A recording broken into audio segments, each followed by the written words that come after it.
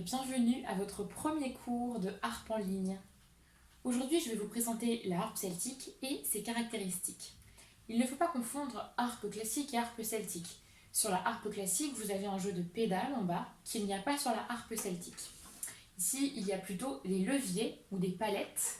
Donc il y en a un par corde, ici il y en a 34, et ça vient monter ou descendre la note d'un demi-ton.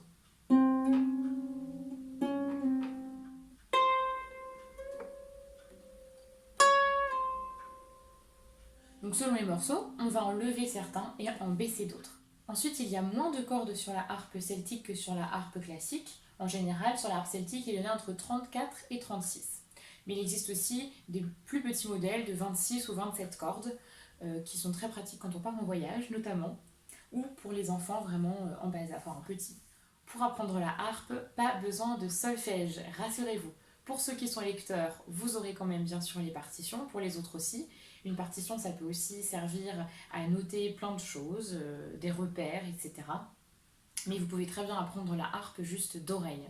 Il existe plusieurs types de harpe celtique. Donc on a vu qu'il y avait différentes tailles, différents nombres de cordes, mais il y a aussi différentes cordes. Donc par exemple sur la mienne, alors la mienne c'est une Ravenna 34 de chez Dusty Strings. J'ai des cordes en nylon dans les aigus. J'ai des cordes filet nylon au milieu. Et j'ai des cordes en métal dans les graves.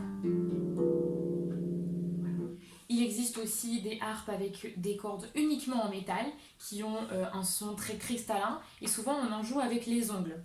Alors que bien souvent on joue des autres cordes avec la pulpe des doigts.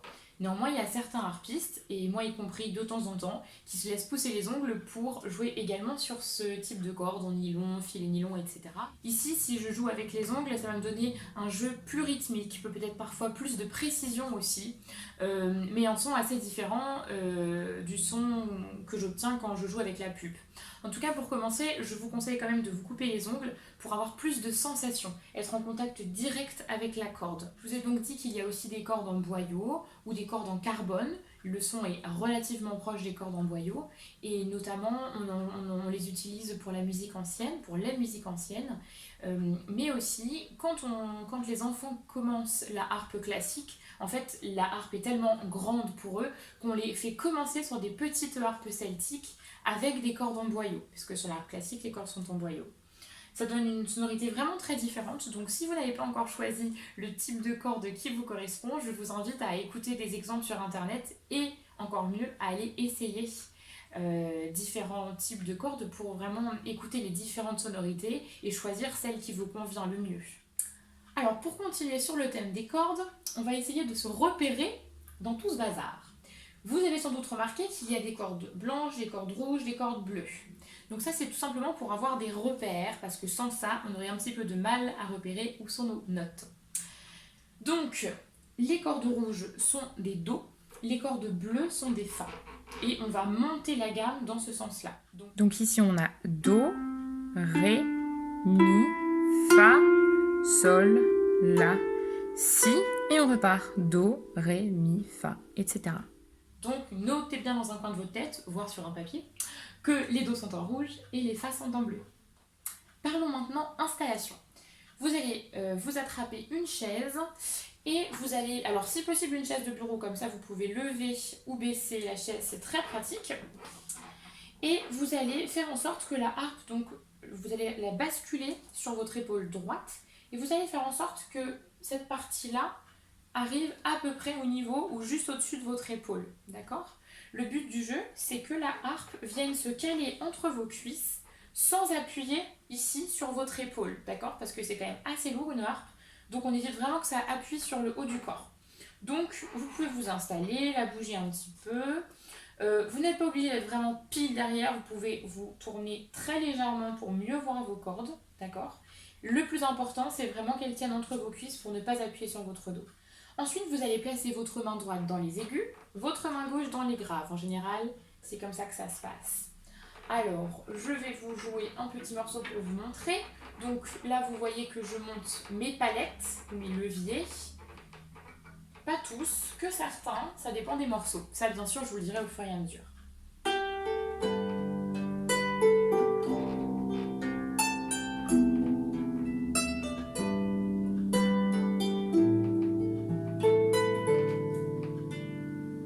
voilà ce que ça peut donner. Donc, vous allez monter tous vos mi. Donc là, vous voyez que votre do est en rouge, donc do, ré, mi. Moi, je monte mon ré, vous le baissez, d'accord? Donc, vous montez vos mi, le fa et le sol restent baissés, et vous allez monter vos la et vos si.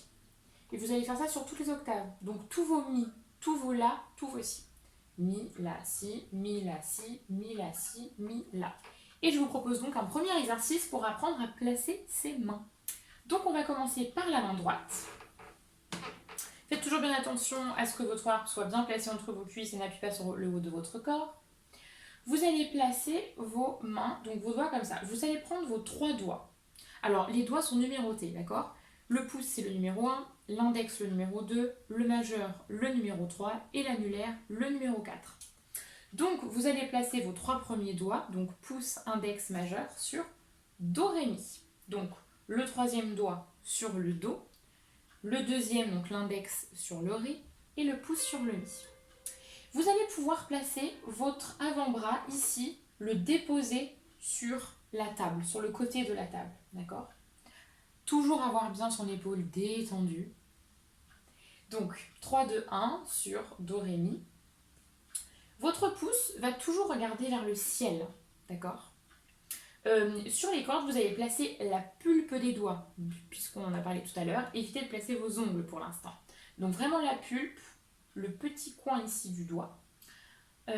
Donc le pouce sur le mi, vers le ciel. Le ré avec un 2, hein, donc un index, qui lui va regarder vers le bas. Et le 3 sur le do, qui va également regarder vers le bas. Vous voyez que mon pouce il est légèrement au-dessus des 2 autres doigts. Ici, je vais veiller à ce qu'il y ait toujours un petit espace entre le pouce et l'index, d'accord? Il ne faut pas que ce soit collé comme ça. Il faut qu'il y ait un petit espace. Je vais emmener mon pouce de ce côté-là, d'accord? Devant. C'est parti. Et il va finir sa course sur l'index, sur le dos de l'index. On rejoue ça, le mi. Ensuite, on va jouer le ré, qui lui va finir sa course dans la main. Et le ré, pour le coup, il ne peut pas aller vers l'avant, il va venir vers nous. Pareil pour le do, qui va venir vers nous et finir sa course dans la main. On recommence ça. Donc, do, ré, mi, 3, 2, 1. Le pouce sur le mi, le ré, le do. On replace ses doigts sur do, ré, mi, 3, 2, 1. Et on va jouer dans l'autre sens, do, ré, mi. Prêt? Donc le 3e doigt, le 2e et le pouce. Donc à la fin, votre main est fermée, d'accord? Le poing est fermé, pas serré, juste fermé, pour éviter que les doigts se baladent. Ok? On va maintenant utiliser notre 4e doigt. Donc tout à l'heure, je ne vous ai pas dit, on n'utilise pas le petit doigt, d'accord? Il est vraiment trop court. En tout cas, on l'utilise vraiment très rarement. Donc en fait, il reste dans la main, tout simplement, au maximum. On va maintenant utiliser notre 4e doigt. Donc vous allez placer sur le do, le 3e doigt sur le ré, le 2e doigt sur le mi, le pouce sur le fa. Do, ré, mi, fa. 4, 3, 2, 1. Même chose pour le 4e qui regarde plutôt vers le bas et qui va venir vers nous. Prêt? On va jouer do, ré, mi, fa. Attention, c'est parti. Do, ré, mi, fa. Et on va jouer l'inverse, donc placez bien vos doigts, do, ré, mi, fa. On va jouer fa, mi, ré, do cette fois-ci. Le fa, le mi, le ré et le do. Donc ici, on va chercher à avoir non pas ça, mais ça. D'accord? Donc les doigts ici vers le bas, le pouce vers le ciel. Si on reprend les mêmes notes, donc fa, mi, ré, do, on ouvre. Et on a le point à la fin. Ensuite, on va faire la même chose avec la main gauche. Et bien souvent, pour les droitiers, c'est plus difficile. Donc, exactement le même principe pour le placement. On va placer directement do, ré, mi, fa, 4, 3, 2, 1.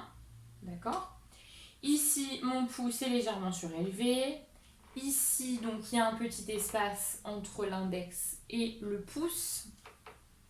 Mes autres doigts regardent plus ou moins vers le bas. Et je vais légèrement lever mon coude. Ici, je vais chercher à ce que mon poignet ne soit ni tordu comme ça dans ce sens-là, ni creusé. On va essayer de faire en sorte qu'il soit droit. Et le fait de lever votre coude, ça va vous aider un petit peu dans ce sens-là. Okay. On va jouer Fa, Mi, Ré, Do. Donc d'abord le Fa, le Mi, le Ré, le Do. Ma main finit toujours en point. On recommence ça. Donc on place Fa, Mi, Ré, Do, pouce 2, 3, 4. Et là on va jouer l'inverse. Donc Do, Ré, Mi, Fa, Ré, Do, Ré, Mi, Fa. Super. Si vous n'y arrivez pas du premier coup, c'est normal. Et ce sera souvent normal, je vous rassure. Donc, entraînez-vous. Ne vous faites pas mal, ne faites pas ça des heures par jour, d'accord? Ça va venir. Il faut juste que vos muscles, que vos doigts s'habituent. Et à force, ça va devenir vraiment très facile. Faites-moi confiance. Donc, entraînez-vous régulièrement quand même. Faites attention au début à votre placement parce que si vous y faites attention au début, ça va tellement devenir une habitude qu'après vous n'y penserez même plus, d'accord?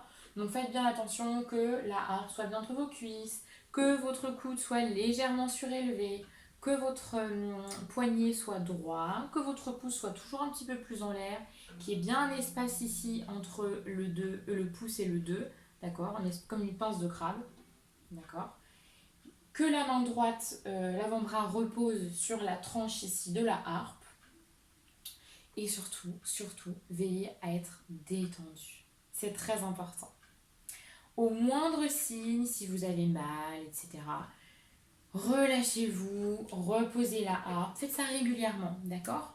Ensuite, on va voir quelques petits exercices pour s'échauffer éventuellement, d'accord? Vous pouvez travailler un petit peu vos poignets avant de jouer.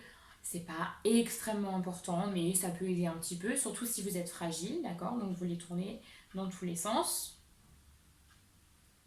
Vous pouvez légèrement, doucement étirer vos doigts. Ça fait super. Vous pouvez fermer, ouvrir vos poings pour échauffer. Et ensuite, ce qui peut être très intéressant à la fin de votre séance, c'est de vous étirer. Donc vous prenez ici les doigts et vous étirez. Ça va venir étirer votre main, votre poignet, votre avant-bras jusque dans votre biceps. Vous faites ça doucement, il ne faut surtout pas trop tirer. On relâche lentement, on fait ça sur l'autre main. Ça fait du bien. Ensuite, on peut également placer ses mains derrière. Vous les mettez l'une dans l'autre et vous étirez devant. Ça craque. Les épaules et la poitrine. Et ensuite, on va venir prendre ici son triceps et on souffle, on vient emmener l'épaule à droite. Donc là, c'est mon bras gauche. Hein. On fait la même chose de l'autre côté. On n'a pas joué beaucoup, mais prenez l'habitude de faire ça un petit peu avant et après chaque séance. Ça fait vraiment du bien et ça vous met dans de bonnes conditions pour jouer de l'art. Ça vous évite déjà d'être trop crispé dès le départ. Voilà pour ce premier cours. J'espère que l'instrument vous plaît. Mais si vous vous êtes inscrit en général, c'est que vous êtes très bien parti. Je vous souhaite plein de bonnes choses avec ce merveilleux instrument. Et n'oubliez pas que si vous avez des questions, vous pouvez m'envoyer un petit message. J'y répondrai dans les meilleurs délais. Ciao les harpistes!